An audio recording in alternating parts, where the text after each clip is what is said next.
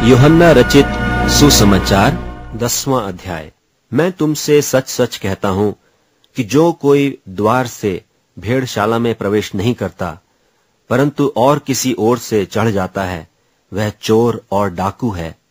परंतु जो द्वार से भीतर प्रवेश करता है वह भेड़ों का चरवाहा है। उसके लिए द्वारपाल द्वार खोल देता है और भेड़ें उसका शब्द सुनती हैं और वह अपनी भेड़ों को नाम ले लेकर बुलाता है और बाहर ले जाता है।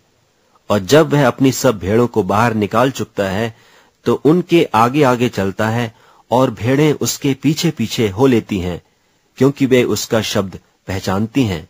परंतु वे पराये के पीछे नहीं जाएंगी परंतु उससे भागेंगी, क्योंकि वे परायों का शब्द नहीं पहचानती। यीशु ने उनसे यह दृष्टांत कहा, परंतु वे न समझे कि ये क्या बातें हैं जो वह हमसे कहता है। तब यीशु ने उनसे फिर कहा, मैं तुमसे सच सच कहता हूं कि भेड़ों का द्वार मैं हूं। जितने मुझसे पहले आए वे सब चोर और डाकू हैं, परंतु भेड़ों ने उनकी न सुनी। द्वार मैं हूं। यदि कोई मेरे द्वारा भीतर प्रवेश करे तो उद्धार पाएगा और भीतर बाहर आया जाया करेगा और चारा पाएगा। चोर किसी और काम के लिए नहीं परंतु केवल चोरी करने और घात करने और नष्ट करने को आता है। मैं इसलिए आया कि वे जीवन पाएं और बहुतायत से पाएं। अच्छा चरवाहा मैं हूं। अच्छा चरवाहा भेड़ों के लिए अपना प्राण देता है। मजदूर जो न चरवाहा है और न भेड़ों का मालिक है, भेड़िए को आते हुए देख भेड़ों को छोड़कर भाग जाता है और भेड़िया उन्हें पकड़ता और तितर बितर कर देता है। वह इसलिए भाग जाता है कि वह मजदूर है और उसको भेड़ों की चिंता नहीं। अच्छा चरवाहा मैं हूं। जिस तरह पिता मुझे जानता है और मैं पिता को जानता हूं, इसी तरह मैं अपनी भेड़ों को जानता हूं और मेरी भेड़ें मुझे जानती हैं और मैं भेड़ों के लिए अपना प्राण देता हूं। और मेरी और भी भेड़ें हैं जो इस भेड़शाला की नहीं, मुझे उनका भी लाना अवश्य है। वे मेरा शब्द सुनेंगी, तब एक ही झुंड और एक ही चरवाहा होगा। पिता इसलिए मुझसे प्रेम रखता है कि मैं अपना प्राण देता हूं कि उसे फिर ले लूं। कोई उसे मुझसे छीनता नहीं, वरन मैं उसे आप ही देता हूं। मुझे उसके देने का भी अधिकार है और उसे फिर लेने का भी अधिकार है। यह आज्ञा मेरे पिता से मुझे मिली है। इन बातों के कारण यहूदियों में फिर फूट पड़ी।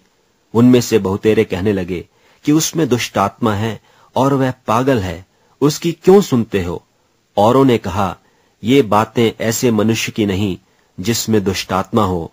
क्या दुष्ट आत्मा अंधों की आंखें खोल सकती हैं? यरूशलेम में स्थापन पर्व हुआ और जाड़े की ऋतु थी और यीशु मंदिर में सुलेमान के ओसारे में टहल रहा था। तब यहूदियों ने उसे आ घेरा और पूछा, तू हमारे मन को कब तक दुविधा में रखेगा? यदि तू मसीह है तो हमसे साफ कह दे। यीशु ने उन्हें उत्तर दिया कि मैंने तुमसे कह दिया और तुम प्रतीति करते ही नहीं।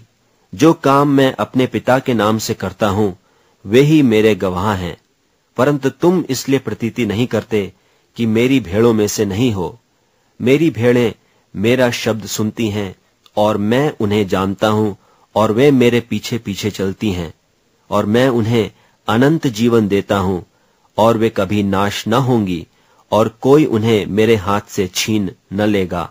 मेरा पिता जिसने उन्हें मुझको दिया है सबसे बड़ा है और कोई उन्हें पिता के हाथ से छीन नहीं सकता। मैं और पिता एक हैं। यहूदियों ने उसे पत्थरवाह करने को फिर पत्थर उठाए। इस पर यीशु ने उनसे कहा कि मैंने तुम्हें अपने पिता की ओर से बहुत से भले काम दिखाए हैं, उनमें से किस काम के लिए तुम मुझे पत्थरवाह करते हो?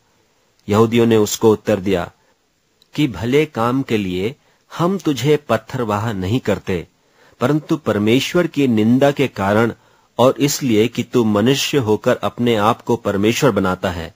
यीशु ने उन्हें उत्तर दिया, क्या तुम्हारी व्यवस्था में नहीं लिखा है कि मैंने कहा तुम ईश्वर हो? यदि उसने उन्हें ईश्वर कहा जिनके पास परमेश्वर का वचन पहुंचा और पवित्र शास्त्र की बात लोप नहीं हो सकती, तो जिसे पिता ने पवित्र ठहराकर जगत में भेजा है, तुम उससे कहते हो कि तू निंदा करता है, इसलिए कि मैंने कहा मैं परमेश्वर का पुत्र हूं। यदि मैं अपने पिता के काम नहीं करता तो मेरी प्रतीति न करो, परंतु यदि मैं करता हूं तो चाहे मेरी प्रतीति न भी करो, परंतु उन कामों की तो प्रतीति करो, ताकि तुम जानो और समझो कि पिता मुझ में है और मैं पिता में हूं। तब उन्होंने फिर उसे पकड़ने का प्रयत्न किया, परंतु वह उनके हाथ से निकल गया। फिर वह यरदन के पार उस स्थान पर चला गया जहां यूहन्ना पहले बपतिस्मा दिया करता था, और वहीं रहा। और बहुतेरे उसके पास आकर कहते थे कि यूहन्ना ने तो कोई चिन्ह नहीं दिखाया, परंतु जो कुछ यूहन्ना ने इसके विषय में कहा था वह सब सच था। और वहां बहुतेरों ने उस पर विश्वास किया।